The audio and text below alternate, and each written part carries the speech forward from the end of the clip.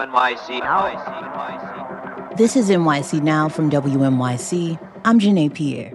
Hope everyone's having a lovely weekend. Today, we're trying something different. It's a new segment we're calling 5 Things with my fellow host, Brian Lehrer. On his show, he talks with newsmakers, reporters, and everyday New Yorkers about the issues shaping life in the city. In this segment, we narrow the conversation to 5 things. Stories from his show, stories we're following here in the newsroom, and issues that are top of mind across New York. From the consequential to the curious to the fun. So let's get into it. Brian, welcome. Thanks, Janae. Great to be with you. Absolutely. Great to have you here. So topic number 1, former governor and now mayoral candidate Andrew Cuomo. He's reportedly under investigation for allegedly lying to Congress about how his administration handled COVID nursing home deaths, including claims that his team may have altered or withheld data. What do we make of this development, and how will it affect his political prospects? Well, let me say first, Janae, that this is not a new issue. And it's also not just a Republican issue. As far back as 2021, State Attorney General Letitia James issued a report citing an undercount of nursing home deaths. And Congresswoman Alexandria Ocasio-Cortez was among those calling for Cuomo to be investigated. The New York Times back then had a headline, as Cuomo sought $4 million book deal, AIDS hid damaging death toll.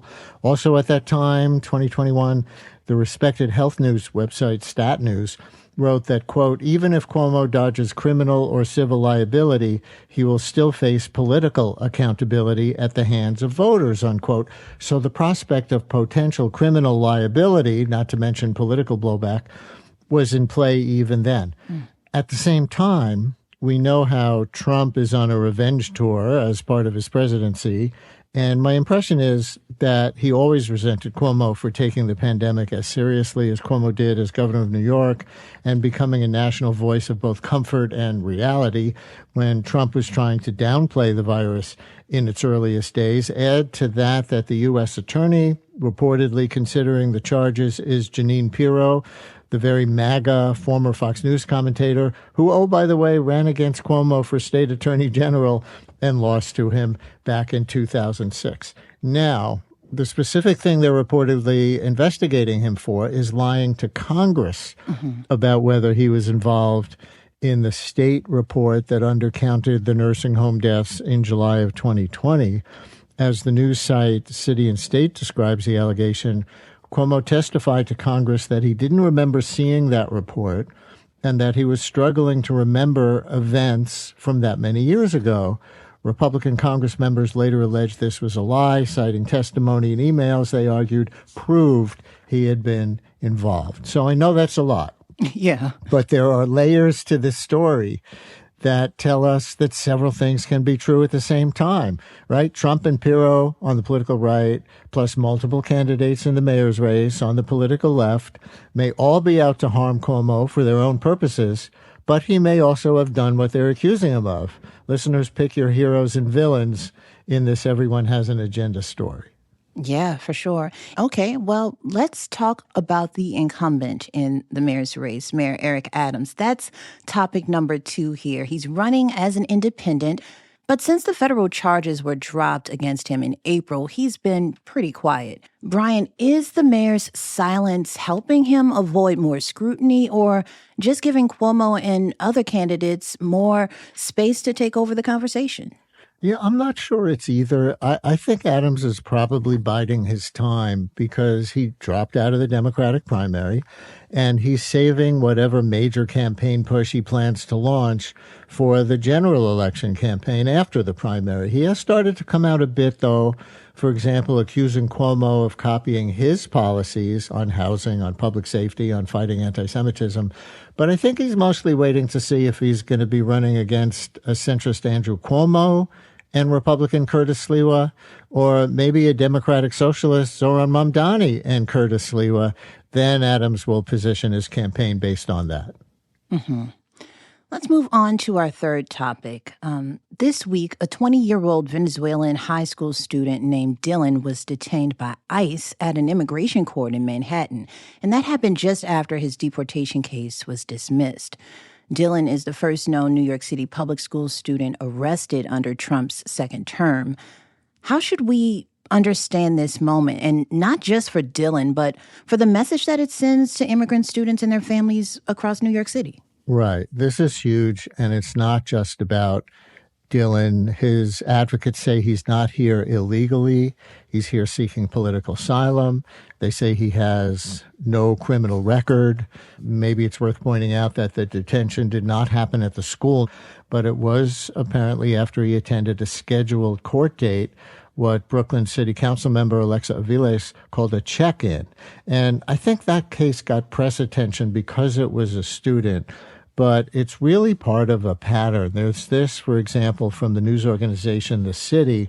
It says a reporter for The City witnessed about 24 masked officers dressed in plain clothes staking out the lobby of 26 Federal Plaza, where immigrants go for check-ins with Immigration and Customs Enforcement, as well as what had been routine court dates with U.S. Citizenship and Immigration Services on Wednesday afternoon. And the article continues, the arrests in New York City and nationwide are an unprecedented effort to target people attempting to go through the legal process and show up at immigration court hearings, which is apparently what happened in the case of 20-year-old Dylan.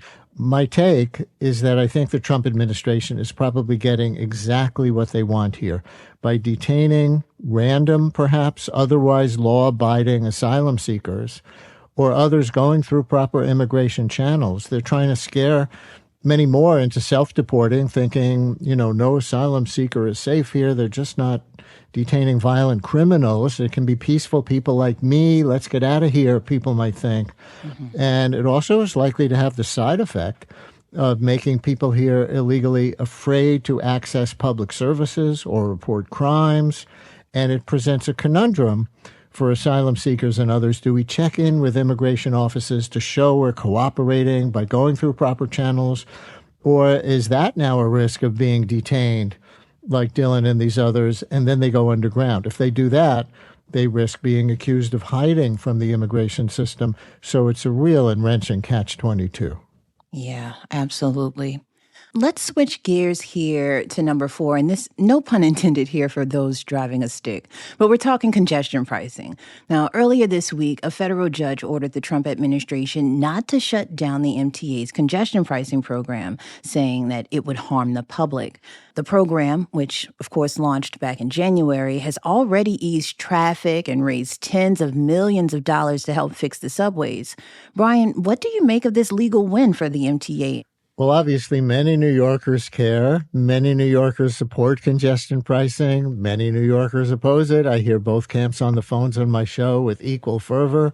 I think very few New Yorkers think Trump should be meddling in the city's local affairs, like how to control congestion or pollution or fund our mass transit. Whatever happened to the supposed Republican principle of states' rights, local control.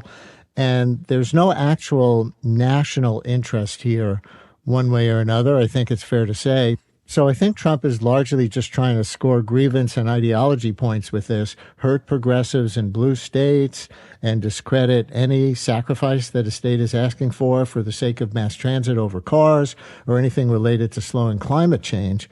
But then again, people often don't care much about process or character or consistency if someone seems to be on their side. And I think this is like tariffs. Trump will threaten and announce an action, then pull back if he thinks there's too big a price to pay. So we'll see where he lands politically. And ultimately, it might be the federal courts, maybe even the Supreme Court, that decides the fate of congestion pricing and local control versus another exercise of executive power by Trump. All right, Brian. Well, final thing. Let's talk sports. So the Yankees are looking pretty solid. The Mets are holding their own. The Knicks are in the Eastern Conference Finals. And the defending WNBA champions, the New York Liberty, are undefeated in their young season. Are you following any of this, Brian?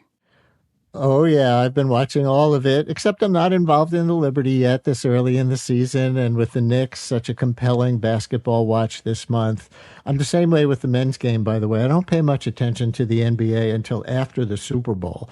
But the drama all around and all the pathos to experience right now is making this a really fascinating moment in New York sports. The overachieving Knicks and Jalen Brunson emerging as a superstar, and the excruciating, nail-biting games with Indiana. Oh, my God, these big swing comebacks and blown leads. It's been emotionally exhausting and often exhilarating if you've been into it, regardless of the outcome. And then the story of Juan Soto with the Mets getting the $700 million contract and deserting the Yankees to take it. And now he's struggling and he looks unhappy. While the Yankees are soaring with the replacements for Soto, what the sports media call their Plan B players who are supposed to fall short. Is there a moral lesson in there somewhere about money and happiness, about superstardom versus, tortoise and the hair grinders? Maybe that's overreaching, but so many emotions to feel as we watch New York sports right now. That's WNYC host Brian Lehrer. Brian, thanks so much for your time. Anytime, Janae.